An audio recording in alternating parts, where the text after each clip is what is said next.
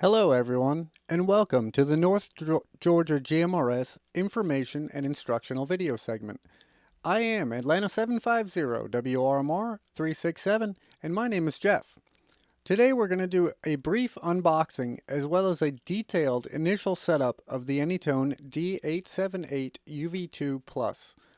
All of the D878 series HTs from Anytone are Part 90 certified, so we can use any of them on the North Georgia GMRS network. The D878 series has a few different variations with varying levels of bells and whistles for you to choose from. Some options on the higher end models, like this Plus I'm about to demonstrate, may be more appealing to folks with a GMRS and an amateur license. But if you just intend to use it for GMRS, one of the cheaper models with less options will be a little easier on your wallet. This radio was purchased from Chat Radio by another North Georgia GMRS member, so this exact one will not be for sale this weekend at the 2023 Stone Mountain Hamfest. But I am sure Jim will have some in stock if you'd like to pick one up. To recap, the unboxing will be brief, but I will show you what comes in the box so there are no surprises. I'm going to focus on the initial setup of these radios, and while this is a Plus model, the others set up the same with a few less options in the CPS setup menus as they don't have all the features that this one does. If there are enough requests, I could do some additional videos on updating firmware and drilling down on just the CPS, as both of these videos would apply to both the mobile and the HT versions. But for now, let's get your new toy on the air. So here we have the Anytone D878 UV2 Plus, Part 90 certified handheld radio, and this one has GPS and Bluetooth built into the internals of the radio. So let's open the box and see what we got.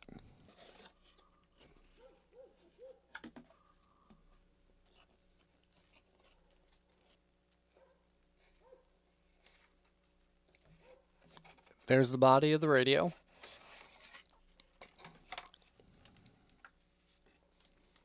We have the operator's manual, the Bluetooth user's guide,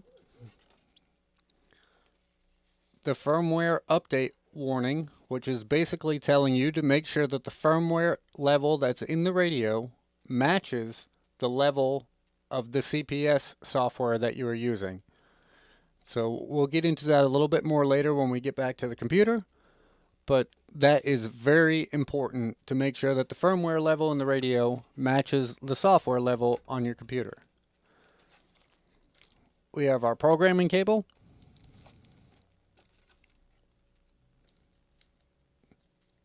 some stickers. This is the charging cable for the Bluetooth push-to-talk button.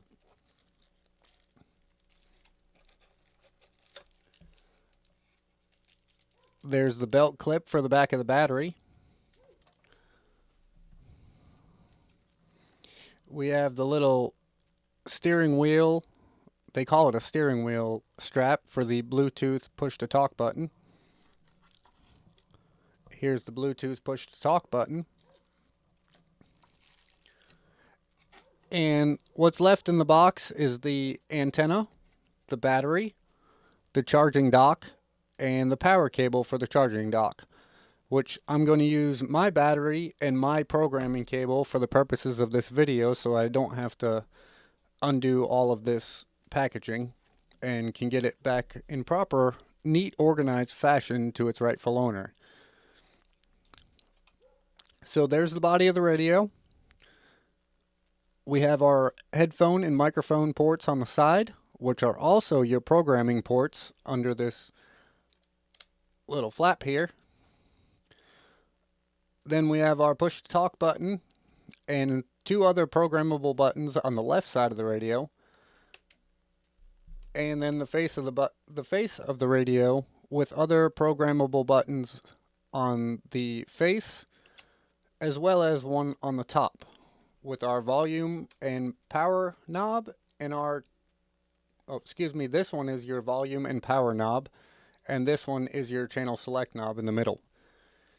So let's get the battery in and the programming cable on it, and we'll dive in.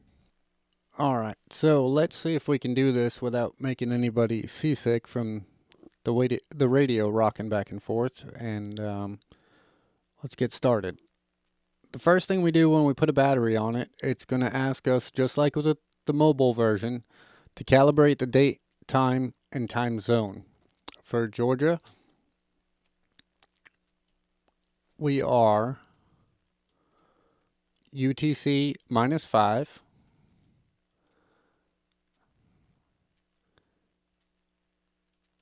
Then we're going to push the P1 button to advance. Today is November 1st.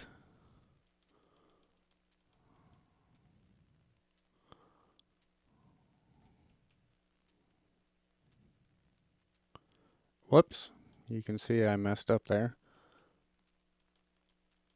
So November 1st at 4:10, which is going to be 16:10,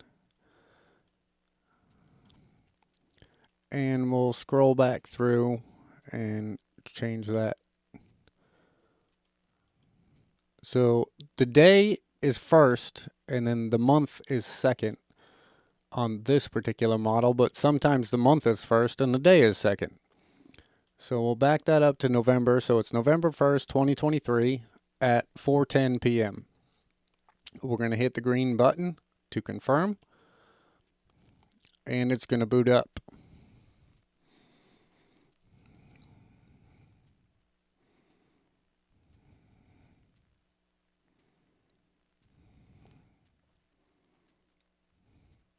And then, just like the mobile version, you're going to notice that the keypad is locked and we can't do anything with it when it's brand new right out of the box.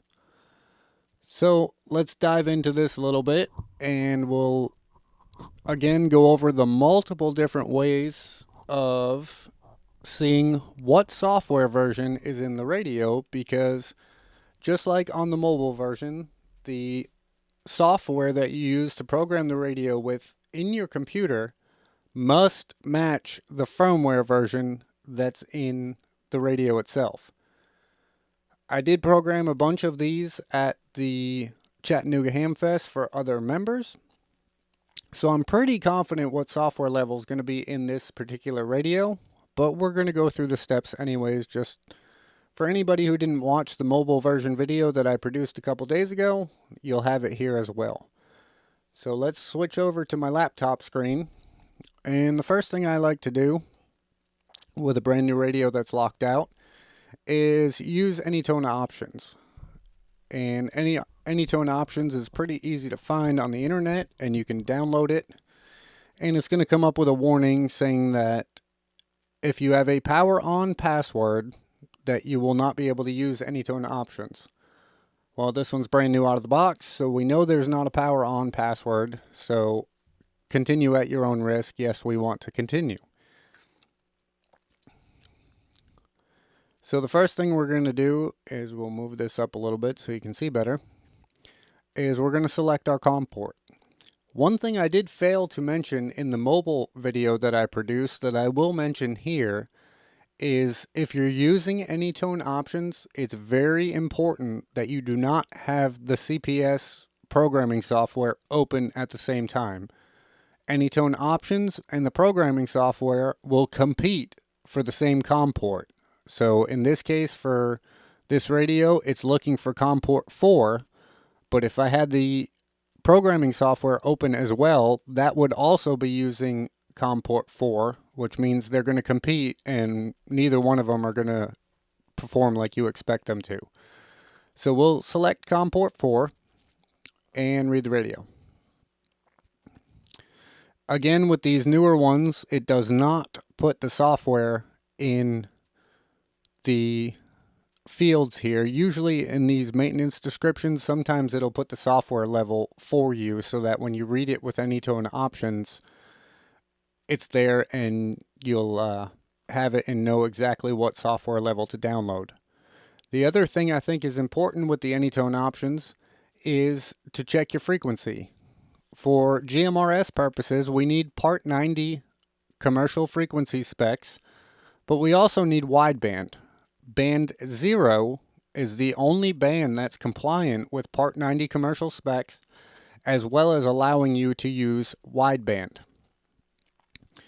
If you select band 1 in the customer programming software, or CPS, which is what the CPS stands for, band 1 will tell you in the CPS that that is for the American commercial specs, which that is true, but for commercial frequencies in the United States, it is required that commercial customers use narrowband. Band 0 in the CPS is listed as European commercial frequencies. In Europe, they use wideband on commercial frequencies, so we want that spec to allow it to use wideband on GMRS for us here in the United States. So with the Anytone options, you can also make sure that the radio itself is set to the correct band mode, which in this case it is. We're looking for band mode 0. But it did not tell us what software version we're at. So we're going to go ahead and close this out. We do not want to write anything to the radio because we're not changing anything. So we will go ahead and close that out, close this out. And I am taking an educated guess that this radio is going to have 3.02 already in it. So here's the default file that loads when you open that 3.02 or any of the Anytone CPS versions. And if you don't have the Anytone CPS versions, here's a couple different ways where you can get them. PowerWorks WERX is kind of a funky spelling, but it's powerworks.com. And PowerWorks is the importer to the United States for Anytone radios.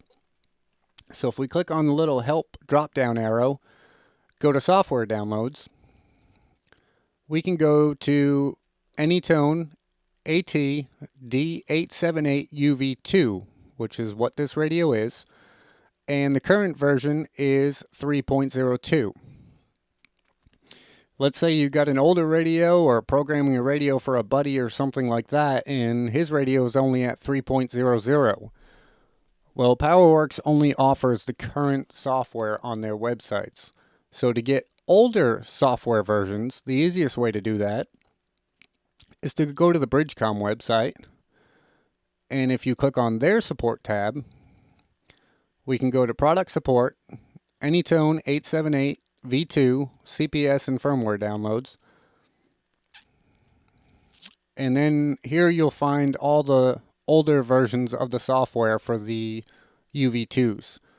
There's another tab you can click on if you have an older UV1, and the software levels go back even further than that. I think my older original UV is running at 1.26 or something of that nature. So if you have a really old 878, those would be in the V1s, and you should find the software versions there as well that you're looking for.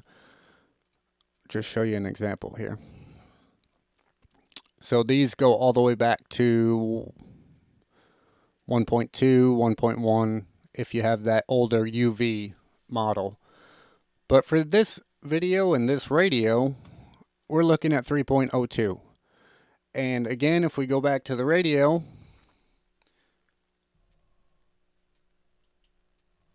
if we push any single button on the radio itself, it's locked out. So what we're going to do is we're going to go to our programming software. We're going to set our COM port in the programming software, which the only one that's allowing us to is COM port 4. Hit OK. We're going to program read from the radio.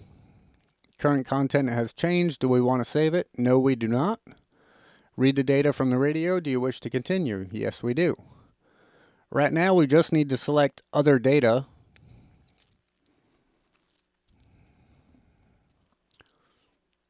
And it's going to tell us complete.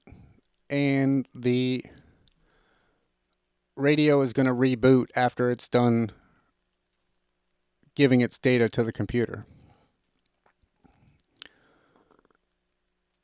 So while the radio is rebooting, we're going to come over here back to the programming software, and we are going to go to optional settings.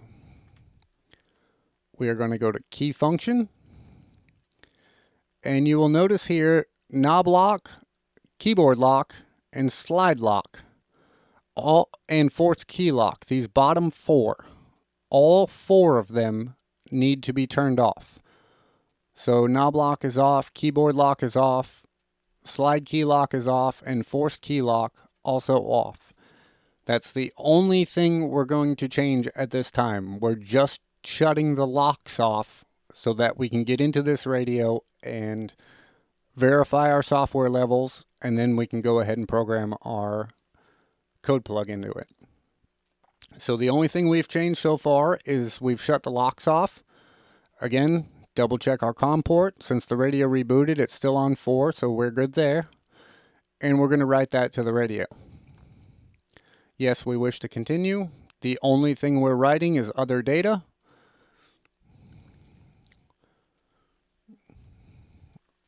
And again, the computer tells us the data write is complete, but the radio is still processing the commands and writing it to its internal memory. So we'll hit OK on the software, and then we'll wait for the radio to finish booting up.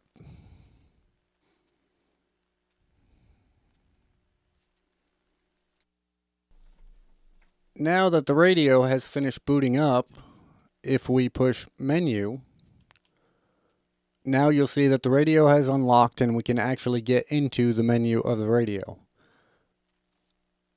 We are going to scroll down on the HTs. You use these buttons on the face. The channel knob does not help you scroll through the menu settings.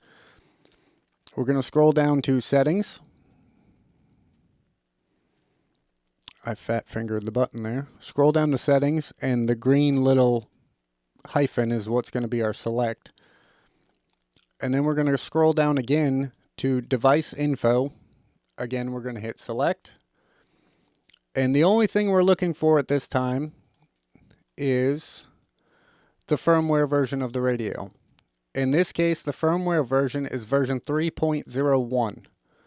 So my guess at 3.02 was wrong, so we need to work in 3.01 for this particular radio.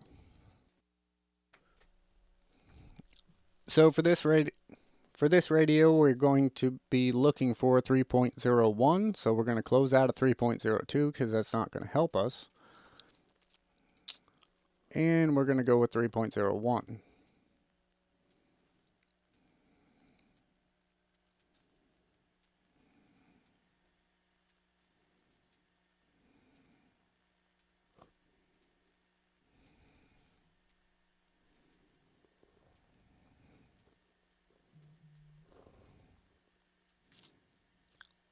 If you have a rather large Codeplug that's built with DMR data and DMR contacts and those kinds of things, it can take a minute for it to boot up.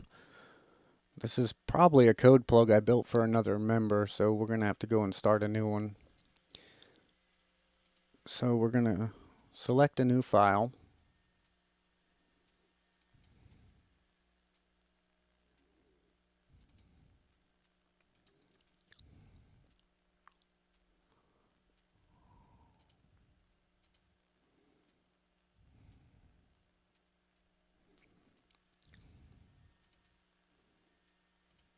It's going to warn us that all the data is going to be reset, and in this case that's okay because we're starting from scratch.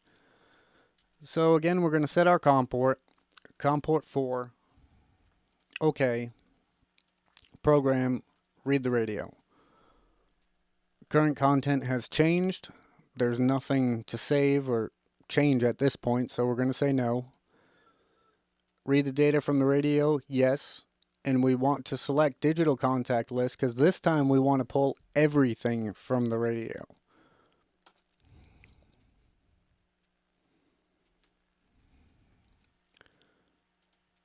So now we have this file version of 3.01 with exactly what was in the radio as it came from the factory.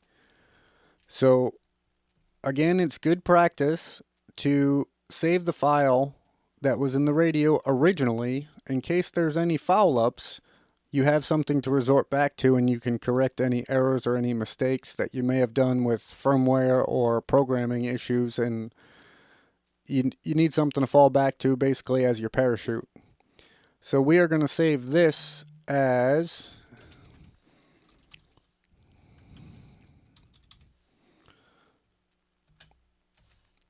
the other thing I like to do here too is I always put the version number in the file name. If you ever update the firmware in the radio or have a different code plug that you'd like to share with somebody else, you know what what software firmware version that code plug was built for. So in this case, we are saving the file out. I'm saving it out as to who the radio belongs to, along with the model and the version number of the file. And we're just going to throw in here new. That way we know that that's the way it came out of the box, and we haven't made any changes or edits yet.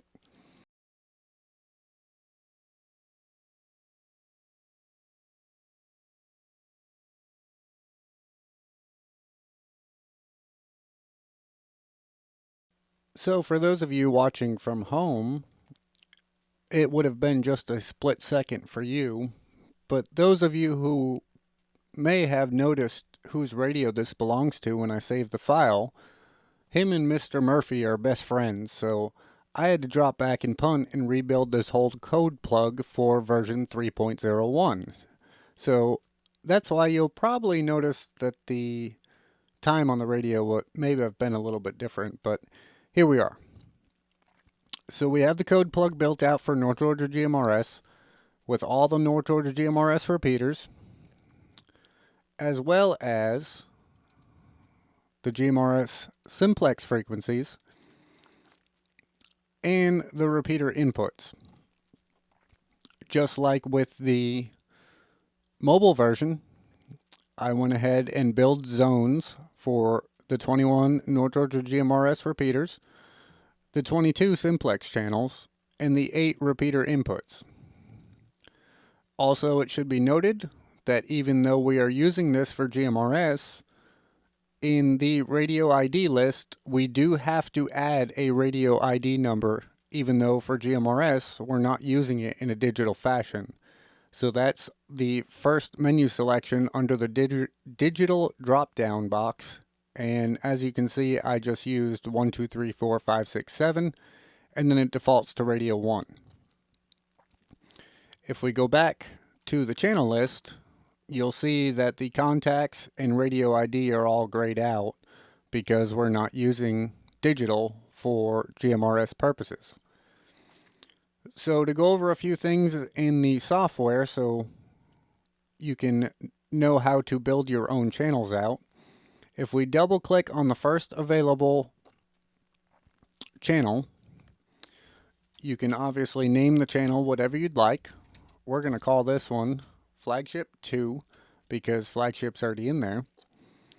And I like to do my own manual entry of receive and transmit frequencies, and I do not use the automatic repeater offset function in the menu, which we'll get to in just a minute. So Flagship is 462.675. Our transmit to Flagship is, of course, a 5 megahertz positive offset, so that's going to be 467.675. Our channel type is going to be analog for GMRS. Power level, depending on how close you are to the repeater, is going to be your preference of what you set that to. We'll leave that for high in this case. Our bandwidth is going to be wide bandwidth. Busy lock is a function that will not let you key up the radio if there is currently receiving traffic in the radio. So if you tend to be a little quick on the key and you'd like the radio to lock out and will not let you transmit so you don't step on anybody, that is what that function is going to do. And that function is selected per channel. So if that is a feature you'd like to have on for all the channels, you're going to have to go in and turn on each individual channel, turn the busy lock on. Scan list, as I mentioned in the mobile video list, the scan list has to be created over here to the left in the scan list section, but then each individual channel, you need to select which scan list as well. So that channel needs to show up in two places, your scan list and then in the actual drop down menu for the individual channel.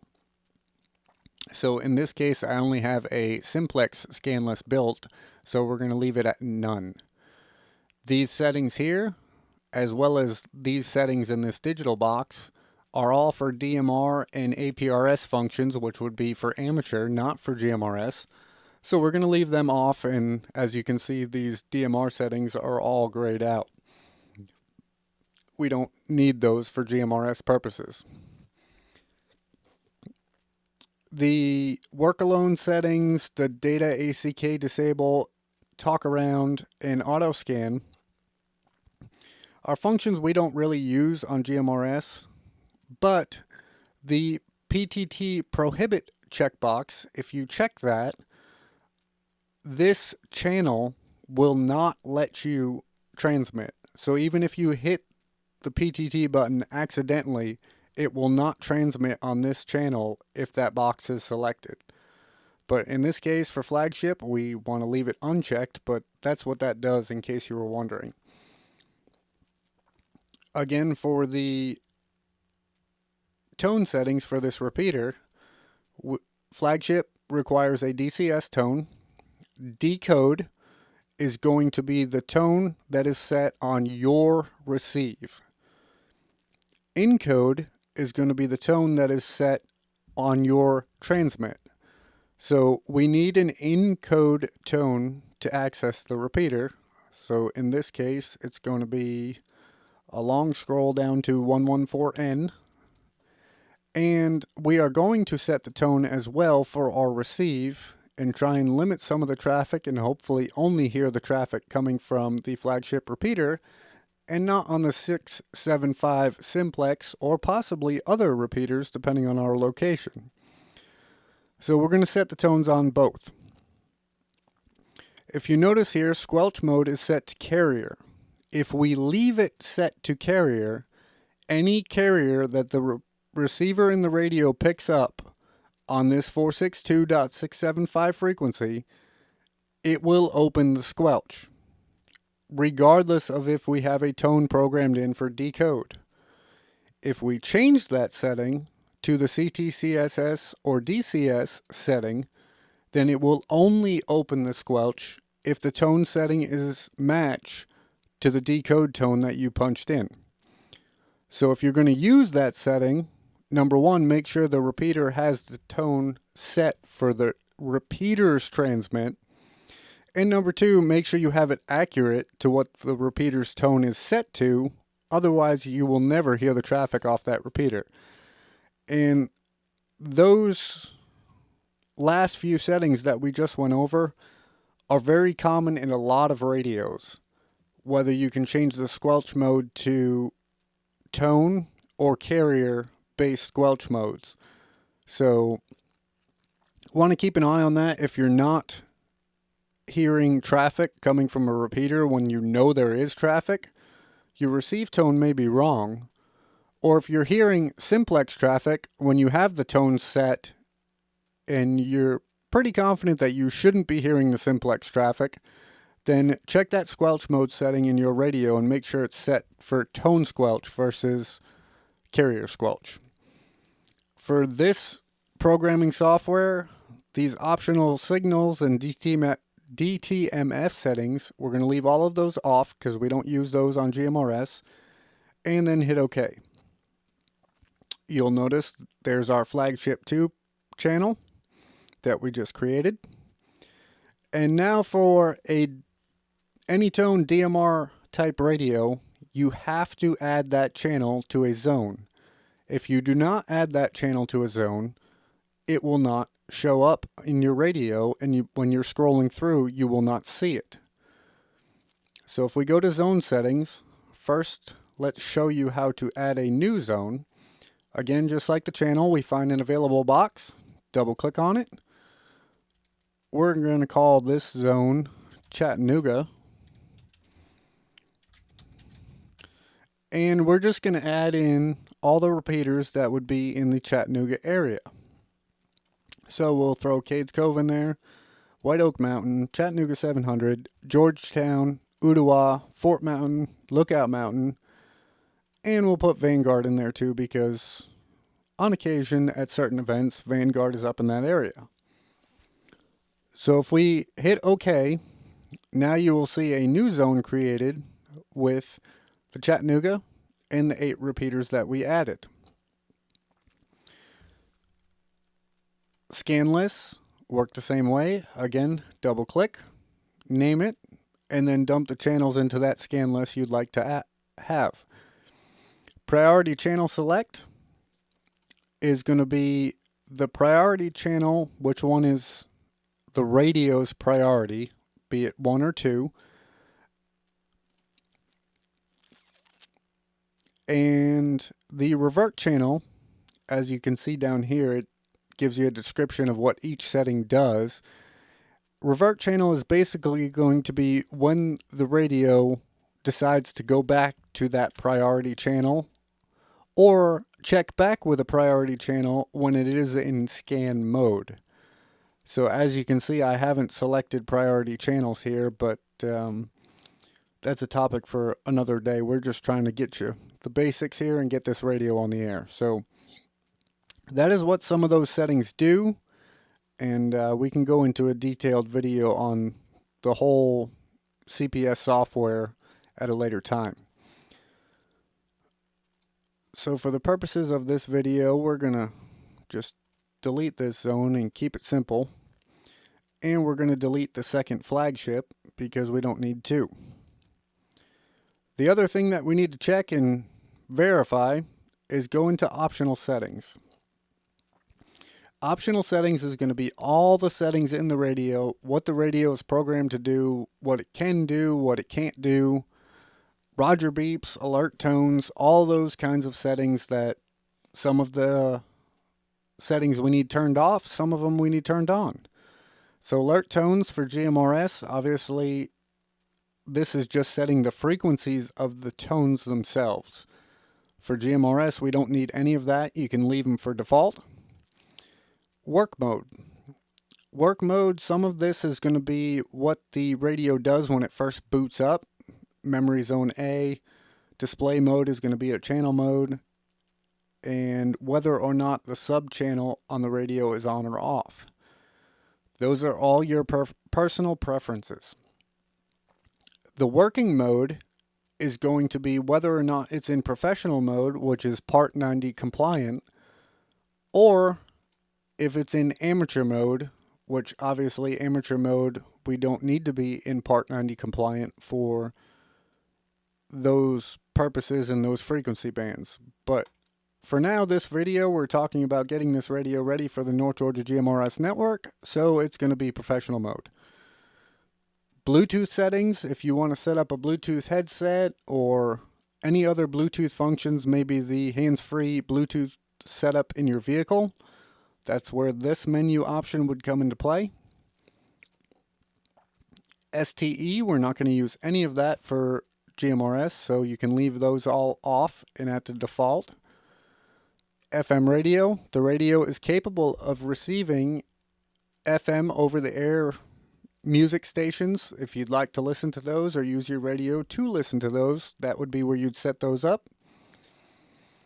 Power save is auto shutdown and power save, basically to save battery life if the radio goes dormant and not in use for an extended period of time. You can select how long it'll be before the radio shuts off to try to preserve battery life.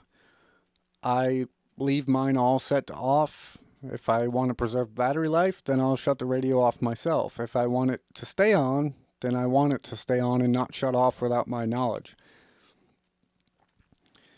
Key function is a very important section to focus on.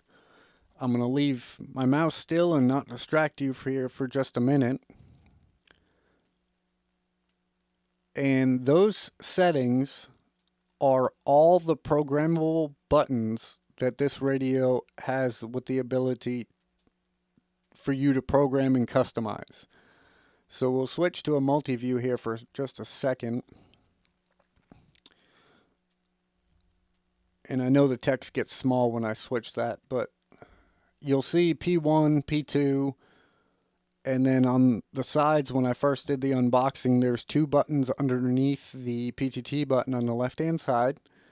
And then you have the greenish colored button at the top next to the antenna. So all of those buttons can be programmed to do different functions for whatever you prefer. I prefer the way that you see it pictured here with the monitor button, which will shut the squelch off, scan button, and the power button so that I can change my power levels pretty quick and easy from those programmable buttons.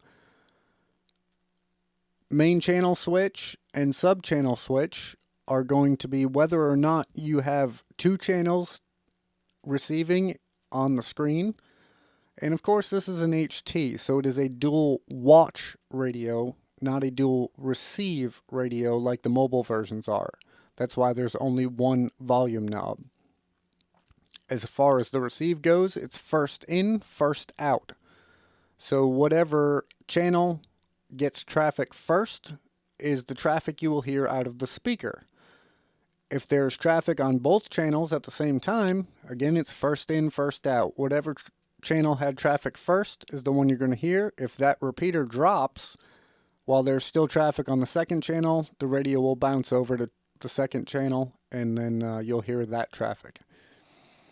So that's why I have the main channels and sub channels programmed in as programmable buttons, because sometimes if you're talking on one channel, whether it be channel A or channel B, and there's traffic on the other channel, it can be bothersome in a conversation because this is dual watch. So you may be missing bits and pieces of your conversation because when the repeater drops, you're going to hear the second channel instead of the repeater drops and then the person you're talking to comes right back on that same repeater channel. Again, these are your preferences and how you'd like to set them up. You can set them up however you'd like, and it's really not going to affect the operation, but this is the way I like to have mine set. In the other section, or the other tab, you'll have your timeout timer settings, your squelch settings, and timeout timer predict, which will give you a tone if you're getting close to that 120 second timeout timer that I have mine set to. I found with these radios a squelch setting of 2 to be about a happy medium. If you're on the fringes of a repeater or trying to stretch as much as you can out of simplex, you might want to back that down a little bit, but I found 2 to be pretty useful for everyday use. 120 second timeout timer, that's again your personal preference. You may want to back that down, especially if you're running it at full power all the time. You may want to back it down and keep that radio from getting too hot too quick. And the timeout timer predict may be an audible reminder that you need that you're getting close to the timeout timer so you don't cut yourself off. Digital functions, obviously this is all for DMR on the amateur or commercial side. We're not going to be using that for GMRS. The volume and audio tab. This allows you to select the maximum volume that the radio will go to regardless of how much you turn the volume knob up. So as you can see, it's on a scale of 1 to 8. And I just put them at 8 and control the volume level accordingly with the volume knob on the radio. And that way I don't run out of room. If you put this at the recommended setting of 5, and if you're in a noisy environment and need a little bit more volume, it's not going to let you go past 5, no matter how much you spin that knob. Digital mic gain is a mic gain setting in a digital operation or DMR. I keep mine at 3. I do use mine for amateur as well. Enhanced sound quality is a setting for DMR when you're in digital modes that will supposedly enhance the sound quality of your audio when you're in digital mode, but I haven't noticed too much of a difference. I just leave mine off. When you are in analog mode, the microphones in these Anytone radios are very hot. So to keep you from overmodulating, I would start at setting that mic gain setting at 1. And if you're a quiet talker, you may need to bump it up, but start at 1. Record settings are if you want to record either your receive audio, your transmit audio, or the whole conversation. You can set the radio to be able to record the conversation for different lengths of time, the delay times for the record to start and stop. So that's where that is. I don't use those functions, I leave them off.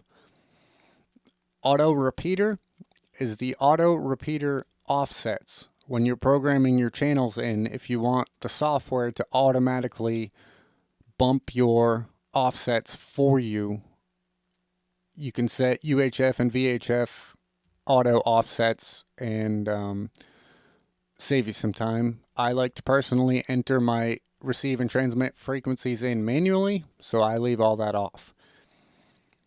VFO mode, we're running Part 90 compliance in commercial specs, so we cannot manually enter in frequencies from the face. So this is also a setting you're going to leave to default because we can't really use it.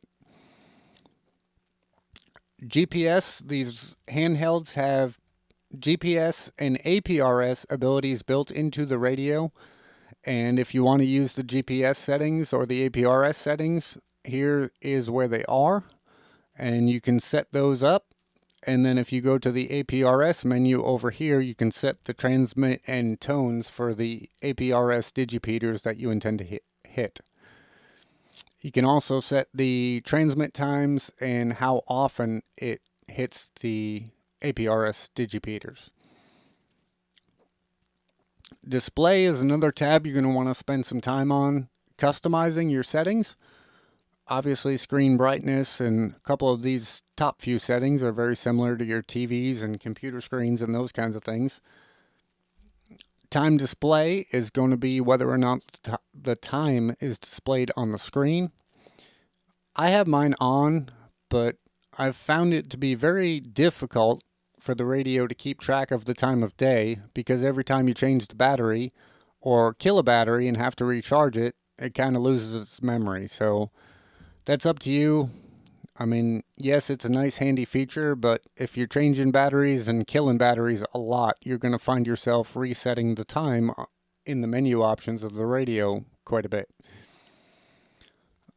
Last caller, call display mode, call sign display, all of these settings down here are going to be for DMR, which we don't need for GMRS. The channel A color, channel B color, and zone colors are going to be the channel and zone colors as they are displayed on the screen.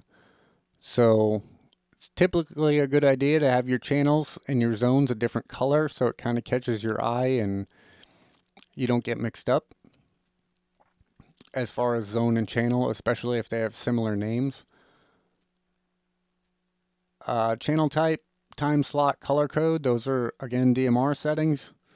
Display format, if you want day, month, year, or year, month, day, whatever your personal preference is. And then the volume bar is going to be a bar graph type scale that shows up on the screen that tells you where you are as far as minimum and maximum volume. I like the little visual cue, so when I turn on the radio, even if there's no traffic, I know about how loud that radio is going to be when there is traffic. Again, personal preference, your mileage may vary. Alert tones and Roger beeps and all those kinds of settings, we don't use any of those on the North Georgia GMRS network, so make sure all of those are turned off. And your power on settings are going to be when the radio first boots up. We can go ahead and change pictures and do custom characters and change the screen that shows up while the radio is booting up if you'd like to do that.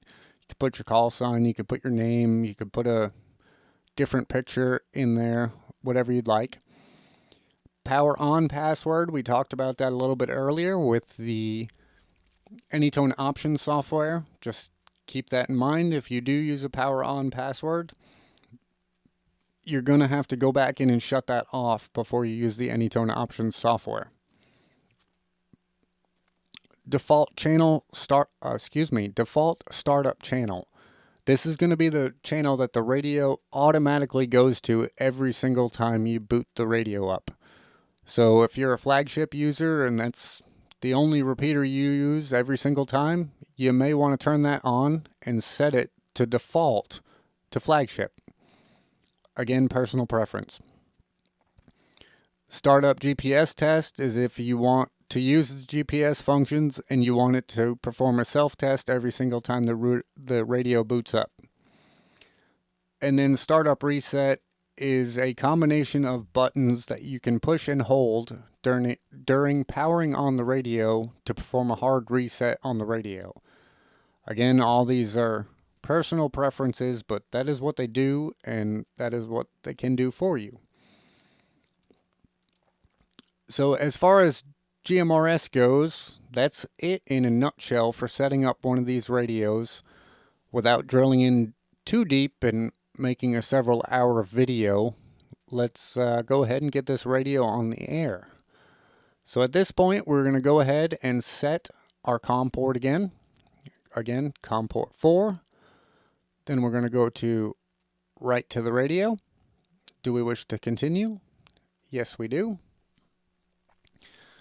And this time we're going to write our digital contact list and our other data list to this radio because we want all this information and we need that one radio ID number to be in the radio, even though for GMRS we're not using it, but it has to be there. So I'm going to switch to a multi-view, and when I hit OK in the CPS, you'll see how the radio reacts.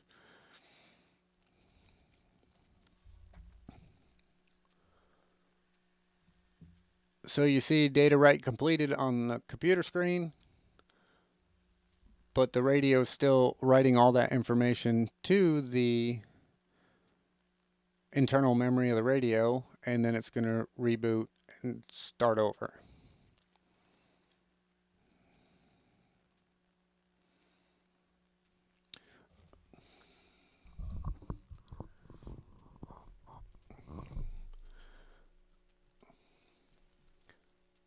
So now it's a little blurry. Let's see if we can get that focus better.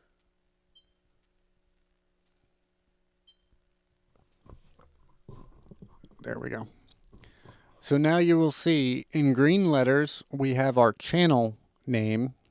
In white letters we have our zone names. As far as the display on the screen goes, the H in the square box in the top left is going to tell us we're on high power. The battery indicator in the top right is pretty self-explanatory. The R in the blue box above the D in ball ground is telling us that we're on a repeater channel. Now for analog purposes, that doesn't really matter whether that's selected or not, but repeater is important if you're doing DMR functions because the radio has to make its handshake with a DMR repeater, and they both exchange DMR ID numbers and then will allow you to talk in that repeater. So now that the Codeplug is installed, let's try to do this so you can see the radio and not my fingers. You will notice that if I push the middle buttons up and down, we're going to switch the zones that we created in the Codeplug. There's our inputs, there's our simplex, and there's our repeaters.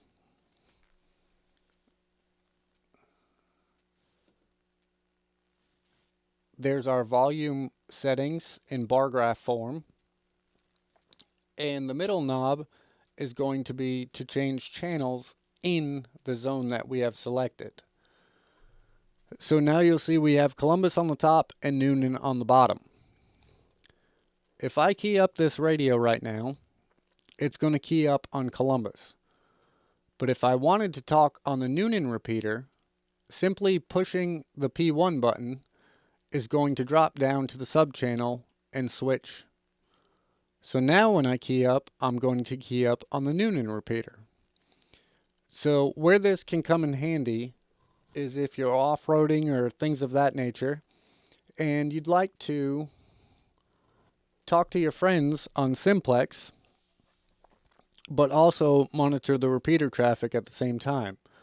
So in this case, if I push the PTT button, I'm going to key up on that simplex channel, but I can still hear the traffic coming from Columbus as long as they're both not having traffic on them at the same time. If they do both have traffic on them at the same time, it is going to be first in, first out. So in this case, if I'm trying to listen to my buddies on the simplex channel because somebody's stuck in the mud while we're off-roading or those kinds of things, this green button on the top, which if I do a short press, is going to change the power setting. But if I do a long press, we'll drop the sub channel, and now I just have the simplex channel there. So I'm only going to hear the simplex channel and not any other traffic from the repeater that may be interfering with communications if we're in a off-road, stuck in the mud kind of situation and we need to focus on what we're doing. The other buttons, P2 and these side buttons, are going to be as we program them in the programming software. And the menu settings are going to be limited to be Part 90 compliant. So we can do some things like adjust our microphone gain. We can change some of the programmable button functions, like the keypad lock. And we can change the date and time, which again, if we kill the battery or leave the battery out for an extended period of time, we're going to have to reset the clock. So those are all there in the menu settings. And the green and red buttons obviously correspond with what's on the screen, so you can navigate your way through that. If you're using Bluetooth or APRS or GPS, you can go in and turn those functions on and off from the menu of the radio. Thanks again to Chat Radio, and thanks for watching.